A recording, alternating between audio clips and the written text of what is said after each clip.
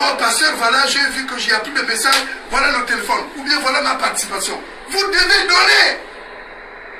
C'est une conférence que je suis en train de faire.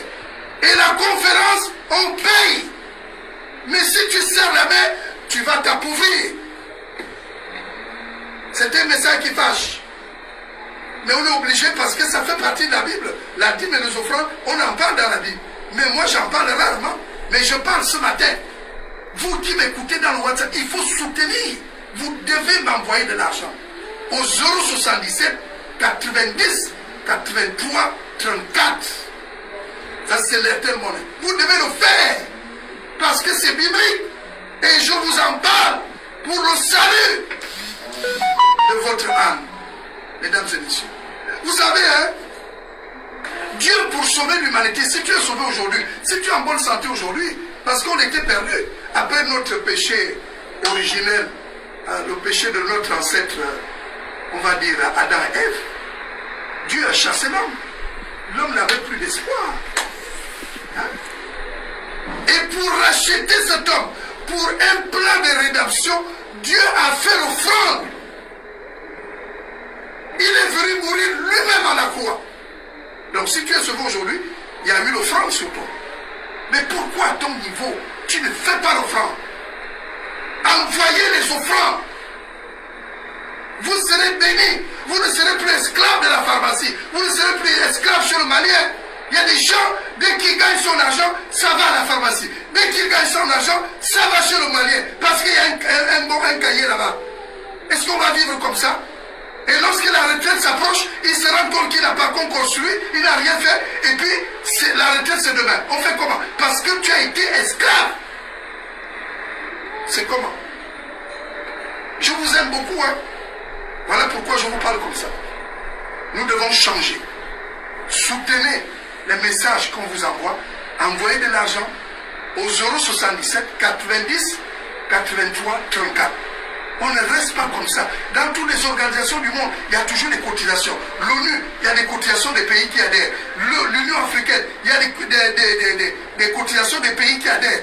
Et l'Union douanière économique d'Afrique centrale, il y a des cotisations des pays qui adhèrent. Ça descend jusqu'aux églises. Aucune association, aucune organisation ne peut fonctionner sans les cotisations. Que Dieu vous bénisse. Envoyez de l'argent. Amen. Bien-aimés le Seigneur, je vous salue au nom de l'incomparable grand Seigneur Jésus-Christ, notre Maître. Merci à tous les frères et toutes les sœurs qui nous posent des questions concernant la Sainte Doctrine.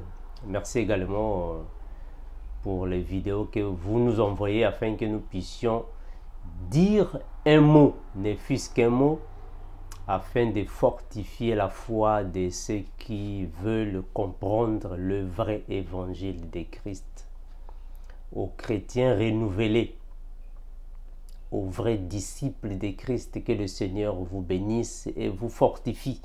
Bon, bien vraiment, je crois que plusieurs parmi vous, par la grâce du Seigneur, commencent à comprendre l'évangile différemment. Que le Seigneur vous bénisse de la manière que vous avez aussi des écailles tombées des yeux et vous voyez les choses différemment comme l'un de nous. Que le Seigneur vous bénisse. Que le Seigneur vous fortifie encore et toujours. Bon, mes frères, je crois que vous connaissez déjà notre position par rapport à l'évangile. Je vous l'ai toujours dit, mes frères, que les aînés dans la foi ne nous ont pas rendu service. Je l'ai toujours dit et je continuerai de dire la même chose. Que la manière dont les aînés dans la foi ont transmis l'évangile, la manière dont surtout les Africains ont reçu l'évangile n'est pas la manière correcte. Je l'ai toujours dit dans plusieurs de mes vidéos et je ne fais que la répétition.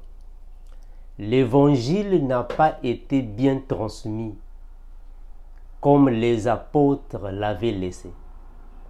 Il y a eu beaucoup d'altérations. Et il faut comprendre que, mes frères, la manière dont les aînés nous ont passé l'évangile n'était pas vraiment d'une manière fraternelle. Il y a eu beaucoup d'influences qui étaient beaucoup d'un seul côté. C'est-à-dire qu'ils ont fait passer un évangile du ventre, un évangile qui ne correspondait pas, qui ne correspond pas toujours à celui de Christ. Et je voulais toujours dire que c'est ça mon combat. Je voulais toujours dire, mes frères, c'est ça le combat de ma génération. Tous les serviteurs de ma génération connaissent, ou soit ceux qui nous suivent connaissent le camp que nous avons changé par rapport à l'évangile. Et notre prière est que les serviteurs de ma génération, les hommes de Dieu de ma promotion, ceux qui ont été appelés pour l'enseignement de ma génération, de mon âge, de ma promotion, notre prière est que le Seigneur vous renouvelle, afin que nous sortions ou vous sortiez du trou là où on vous avait embourbé avec l'évangile que vous avez embrassé, ou soit nous avons embrassé, parce que moi aussi j'y faisais partie. Mais gloire soit rendue à l'incomparable grand Seigneur Jésus de nous en débarrasser. Mes frères, vous savez, à maintes reprises, je viens ici vous dire que Jésus-Christ, l'incomparable et l'incorrigible, a laissé les apôtres.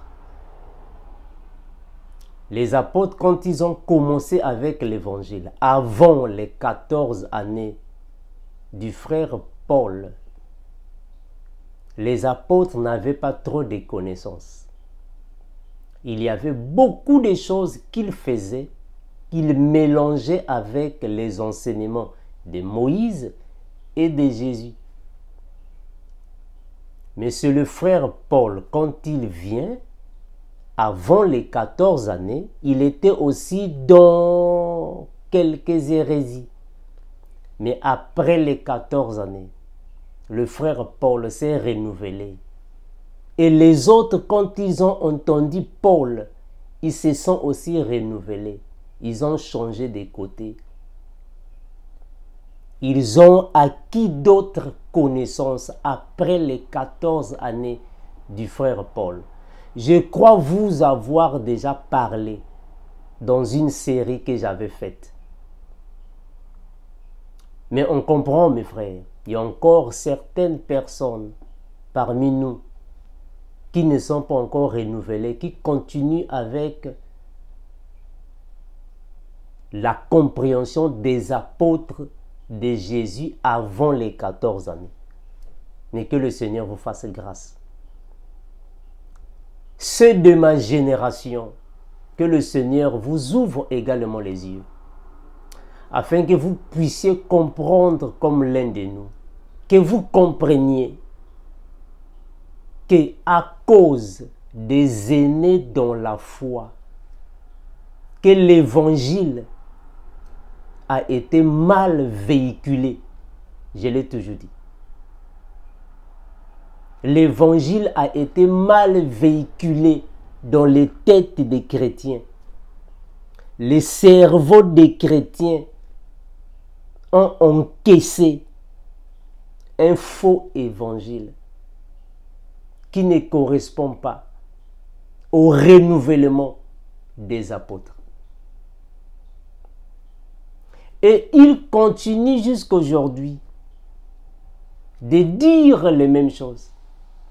Si tu ne payes pas ta dîme, si tu ne payes pas ton offrande, tu vas t'appauvrir. Ça continue jusqu'aujourd'hui. Mais je vous avais posé une question. Plusieurs fois, je vous pose des questions. Quel chrétien que vous connaissez qui paye ses offrandes et devient riche? Qui? Quel chrétien que vous connaissez, vous, qui paye ses dîmes et est devenu riche? Qui? Qui peut devenir riche en payant les offrandes? Qui? Mes frères, ce qui manque à vous, mes frères chrétiens, mes sœurs chrétiennes, ce qui manque en vous, c'est le renouvellement. Dans le renouvellement, il y a aussi l'intelligence et la sagesse, le discernement. C'est ça qui vous manque. C'est ça qui manque en vous. La manière dont vous avez embrassé la foi chrétienne, c'est une manière fausse, irrégulière. Donc, vous avez cru sans intelligence. Bon, moi aussi, je faisais partie parce que je ne suis plus là. J'avais cru dans l'idiotie. J'avais cru sans intelligence, sans sagesse. Et je marchais comme ça.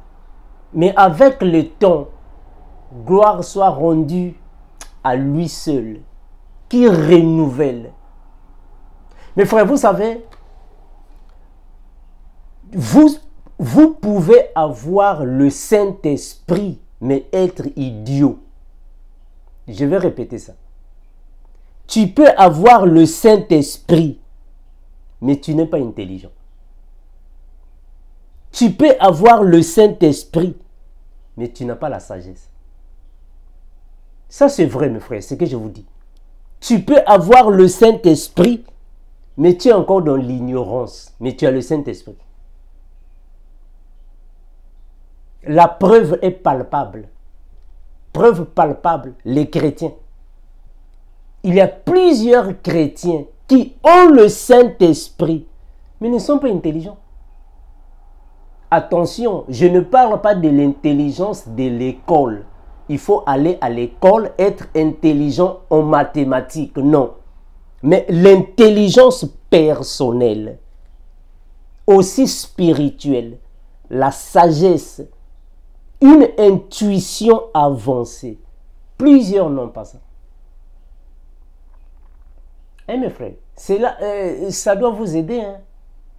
Écoutez un peu les choses que vos pasteurs vous disent. Et ce sont les aînés dans la foi qui disent les choses pareilles. Mes frères, mais est-ce que ça correspond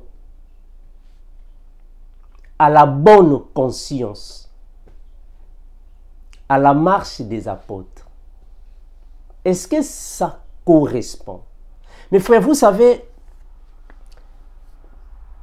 avant d'être intelligent, on n'est pas obligé de comprendre toute la Bible. Non, frère. On n'est pas obligé de comprendre toutes les paraboles de Jésus. Non, frère. Il y a des païens qui réfléchissent mieux que certains chrétiens. Je vais répéter ça. Il y a plusieurs païens, mais qui réfléchissent mieux que certains chrétiens. Ça, c'est la vérité, mes frères. Il y a des païens, tu vois que celui-là, il est païen. Celui-là ne connaît pas les choses de Dieu. Celui-là n'a pas le Saint-Esprit. Celui-là n'a pas encore reçu Jésus. Celui-là vit encore dans le péché, mais il réfléchit mieux que plusieurs chrétiens, soi-disant les chrétiens. Réfléchissent mieux que plusieurs qui vont, je vais à l'église. plusieurs réfléchissent mieux que vous avec les choses que vous faites. Donc, vous croyez avoir le Saint-Esprit, mais votre manière de penser, votre manière de réfléchir est trop basse. Trop basse. Vous vous dites, non, mais je suis chrétien, j'ai reçu le baptême d'eau, moi je ne sais pas, moi je ne sais pas, qu'est-ce que vous pouvez dire là? Mais la manière de réfléchir, très nulle, vraiment nulle, médiocre, vraiment très médiocre. Franchement, comment est-ce que vous pouvez continuer de croire que si tu payes tes offrandes, tu vas devenir riche? Si tu ne payes pas tes offrandes, tu vas t'appauvrir. Mes frères, comment est-ce que des personnes qui ont l'intelligence peuvent croire à des bagatelles comme ça? Hein, frère, ça ce sont des bagatelles. Des bagatelles, des niaiseries. Je vous assure, hein, ça ce sont des niaiseries.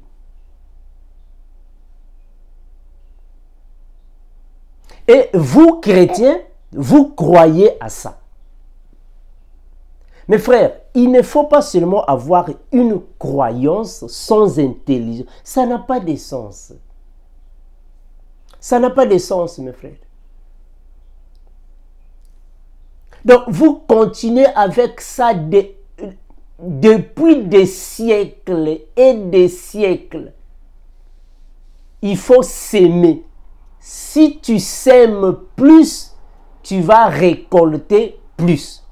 Si tu sèmes moins, tu vas récolter moins. Mais frère, il faut seulement être des analphabètes pour croire à de telles logiques.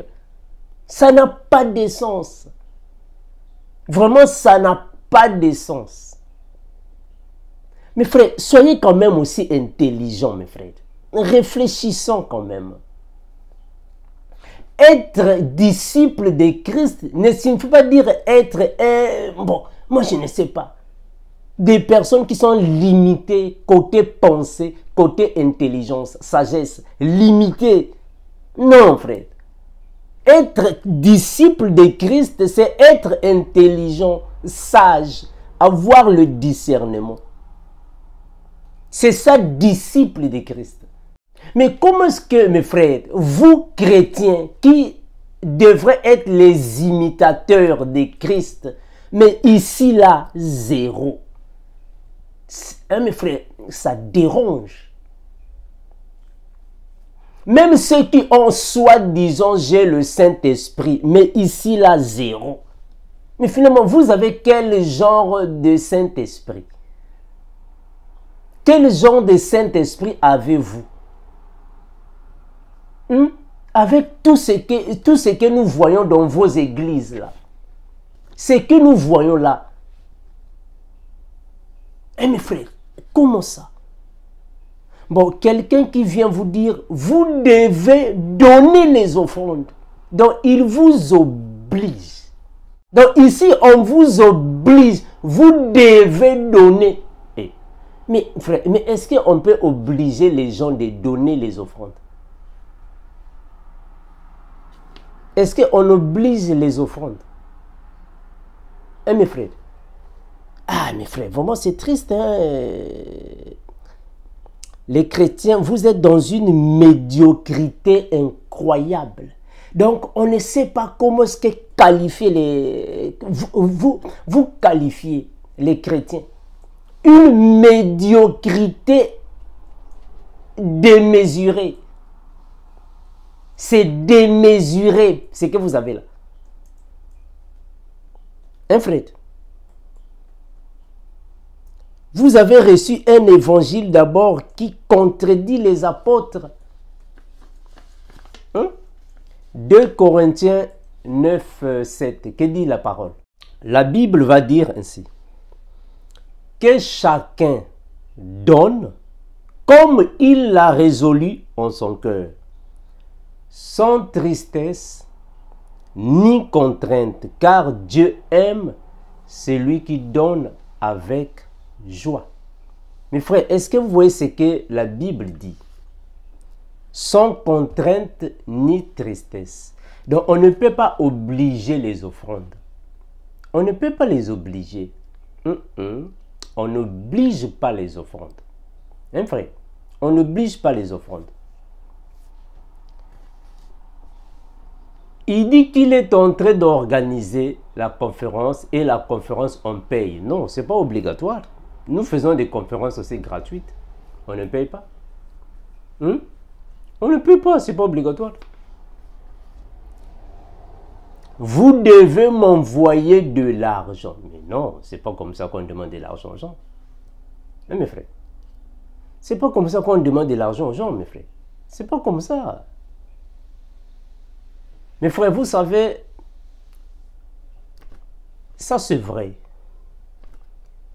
Il n'y a pas une église qui peut travailler sans cotisation. C'est vrai. Une église doit fonctionner avec des cotisations. Il faut cotiser. On peut payer les offrandes. Ça c'est vrai. C'est pas mauvais. On peut payer les offrandes. Mais les offrandes qu'on paye, c'est pour qui? Les cotisations qu'on donne, c'est pour quoi? Il faut enlever ça, mes frères, cette habitude-là, ou soit cette compréhension de croire que les offrandes, c'est pour le pasteur. Non, frère. Il faut enlever ça, mes frères. Vraiment que le Seigneur vous aide, afin que vous puissiez voir les Écritures différemment. Je ferai un jour, je vais revenir, je vais en parler. Je vais en parler comme je suis en train de parler sur la série de comment comprendre ou mieux comprendre les lettres du frère Paul. Les offrandes ne sont pas pour le pasteur. Ce n'est pas l'argent pour le pasteur. Venez donner. Non, ce n'est pas ton argent à toi. Les offrandes, c'est pour, premièrement, l'assistance financière aux frères et aux sœurs qui sont dans le besoin. On fait des cotisations. On donne les offrandes. C'est pour venir en aide à ceux qui sont dans le besoin. Et après, voir ce qui manque parmi les enfants de Dieu. Ce que peut nous manquer. C'est pour le besoin financier que les offrandes interviennent. Ce n'est pas pour que le pasteur mette dans son compte bancaire ou dans sa poche. Non. C'est ça qu'on a transmis à l'Église. C'est ça que les aînés dans la foi ont transmis à l'Église. Ou dans les églises, pour mieux dire.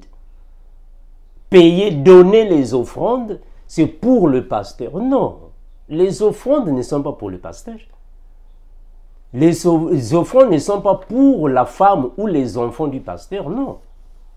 C'est pour l'église, c'est-à-dire que les personnes qui viennent, qui s'organisent pour donner afin que cet argent puisse servir à ceux qui sont dans le besoin. Même nous, dans le GEC, nous faisons les cotisations. Dans le GEC, on fait des cotisations. Et ce n'est pas un péché de cotiser afin de venir en aide aux frères et aux sœurs qui sont dans le besoin. Ce n'est pas pour le frère Armando. Ce n'est pas ça, frère. Non. Et ce n'est pas aussi à moi de garder cet argent. Non, ce n'est pas pour moi. Ce n'est pas pour moi. C'est pour le GEC. Ce n'est pas pour moi. Donc ce n'est pas bon. Donnez-moi $100, donnez-moi... Non, ce n'est pas pour moi. Mes frères, enlevez cette façon de voir les Écritures. Et enlevez cette façon-là, quand on vous a donné l'évangile de Jésus. C'est faux, cette façon-là. Dans une église, il y a des offrandes. Oui, dans une église, il faut qu'il y ait des cotisations. Oui, mais c'est pourquoi? Est-ce que c'est pour le pasteur? Mais non, ce n'est pas pour lui. C'est pour tout le monde qui vient à l'église. Ou soit qui vient se réunir. C'est pour tout le monde qui se trouve dans le besoin. S'il y a un frère qui est malade, on va utiliser cet argent-là. Nous avons une sœur qui passe des moments difficiles. On utilise cet argent. Une sœur, le mari l'a abandonnée avec les enfants. On va utiliser cet argent. Un frère qui est dans une situation difficile, on utilise cet argent. Un frère est malade. Une sœur a perdu son fils. Un frère a perdu sa femme. On utilise cet argent-là. Un frère est hospitalisé. Il n'y a personne pour lui venir en aide. Une sœur est hospitalisée. Une sœur est abandonnée avec la grossesse et les enfants. Il y a des frères qui sont malades. On les assiste avec cet argent. Ça, c'est le but des offrandes. Et mes frères, ça c'est l'évangile de Jésus. C'est pour cela que les offrandes interviennent. Les offrandes sont là pour venir en aide à ceux qui sont dans le besoin. Les offrandes sont là. Les cotisations sont là pour nous aider les uns les autres financièrement. C'est pour cela qu'on fait les cotisations, les offrandes. Mes frères, maintenant on vous a déjà mis ça dans votre cerveau, que les offrandes, c'est pour le pasteur. Ça, c'est faux, frère. Vraiment, que le Seigneur vous renouvelle. Que le Seigneur vous aide, afin que vous soyez renouvelés. Afin que vous voyez les choses de Dieu différemment. Et on vous dit que non, si tu payes tes offrandes ou tu payes tes dîmes, vous serez bénis. Dieu va vous bénir. Et quand tu paies les dîmes, les offrandes, c'est là que Dieu va te bénir. Mes frères, c'est triste, hein? C'est triste, c'est comme vous dit, hein? Dans vos églises. Mes frères, je vous l'ai toujours dit, les aînés dans la foi nous ont foutus dans le pétrin. Je vous l'avais dit dernièrement. C'est à cause des aînés dans la foi que dans l'église, les gens ont fait de l'église leur business. L'église est devenue comme un business. Tout le monde vient là-bas pour chercher de l'argent. L'église n'est pas pour chercher de l'argent, frère. Non, frère. C'est pas ça, mes frères. Vous croyez que nous, on n'a pas envie d'argent? Moi, Armando, je n'ai pas envie d'argent. Vous croyez à ça? Est-ce que vous croyez que moi, Armando, je n'ai pas envie d'argent? J'en ai besoin. Moi, j'ai envie d'argent. Je veux de l'argent. Mais est-ce que je dois venir ici? Vous devez donner d'argent. Je ne peux pas faire ça. Ça, ce n'est pas l'évangile. Ça, ce n'est pas l'évangile. Ce n'est pas à nous de venir ici, vous obliger de payer, de donner. Ça, ce n'est pas l'évangile, frère. Même dans le GEC, ce n'est pas à moi d'aller là-bas dans le GEC. Je vais dire dans le GEC, vous devez payer. Non, ça, ce n'est pas l'évangile, frère. Ça, ce n'est pas l'évangile. On ne peut pas venir ici commencer à payer, à donner de l'argent pour que je mette dans mes poches. Ce n'est pas ça l'évangile. Mais dans vous, c'est ça que les aînés dans la foi vous ont mis ici, dans le cerveau. C'est collé là-bas. Il faut s'aimer. Il faut s'aimer. Si tu payes, tu seras béni. Si tu ne payes pas, tu n'es pas béni. Si tu gardes, si tu serres la main, tu vas t'appauvrir. Ça, c'est faux, frère. C'est faux. Vraiment que le Seigneur vous renouvelle. Afin que vous voyez l'évangile différemment, comme l'un de nous. Soyez renouvelés, mes frères. Afin que vous ayez la liberté. Vous êtes des prisonniers spirituels. Que le Seigneur vous aide, mes frères. Hein? Il dit que non, vous devez le faire parce que c'est biblique. Mes frères, tout ce qui est biblique n'est pas obligatoire d'être pratiqué. Je répète, tout ce qui est biblique n'est pas obligatoire d'être pratiqué. Non, frère. Tout ce qui est biblique n'est pas chrétien. Je répète encore. Tout ce qui est biblique n'est pas chrétien. Ce n'est pas parce que ça se trouve dans la Bible et que nous devons le pratiquer. Non, frère. Vraiment, soyez renouvelés. Que le Seigneur vous renouvelle, frère. Parce qu'apparemment, vous avez le Saint-Esprit, mais le renouvellement, zéro. Vous n'avez pas ça. Que le Seigneur vous aide, vous renouvelle afin que vous voyez les choses différemment. Mes frères, je vous l'ai toujours dit, quittez là où il y a la compréhension des aînés dans la foi sans intelligence. Quittez de là. Quittez, mes frères. Vous allez faire des sacrifices pour rien. Vous allez perdre le temps pour rien. Comprenez l'évangile comme le frère Paul. Tout m'est permis. Mais est-ce que tout m'édifie? Tout m'est permis, oui. Mais est-ce que je dois être asservi? Que le Seigneur vous aide, mes frères, vraiment, afin que vous soyez renouvelés comme l'un de nous. Vous voyez les choses différemment, afin que vous ayez la liberté. Vous ne soyez pas des esclaves. Vous ayez la liberté. Comme nous disons, et nous continuerons de vous le dire, Maranatha, l'incomparable revient bientôt. Ciao. Oh, pasteur, voilà, j'ai vu que j'ai appris le message, voilà le téléphone, ou bien voilà ma participation. Vous devez donner. C'est une conférence que je suis en train de faire. Et la conférence, on paye. Mais si tu serres la main, tu vas t'appauvrir. C'est un message qui fâche. Mais on est obligé parce que ça fait partie de la Bible. La dîme et les offrandes, on en parle dans la Bible. Mais moi, j'en parle rarement. Mais je parle ce matin. Vous qui m'écoutez dans le WhatsApp, il faut soutenir. Vous devez m'envoyer de l'argent. Au 077 90 83 34. Ça, c'est l'Airtel Money. Vous devez le faire. Parce que c'est biblique. Et je vous en parle pour le salut de votre âme. Mesdames et messieurs. Vous savez, hein, Dieu pour sauver l'humanité, si tu es sauvé aujourd'hui, si tu es en bonne santé aujourd'hui, parce qu'on était perdu après notre péché originel, le péché de notre ancêtre, on va dire Adam et Ève, Dieu a chassé l'homme. L'homme n'avait plus d'espoir. Hein? Et pour racheter cet homme, pour un plan de rédemption, Dieu a fait l'offrande. Il est venu mourir lui-même à la croix.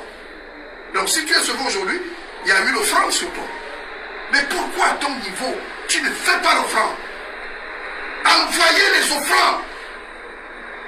Vous serez bénis. Vous ne serez plus esclaves de la pharmacie. Vous ne serez plus esclaves chez le malien.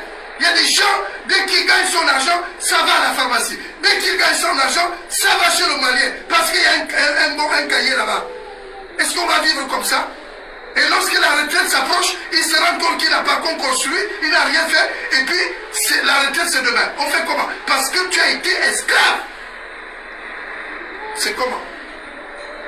Je vous aime beaucoup, hein. Voilà pourquoi je vous parle comme ça. Nous devons changer.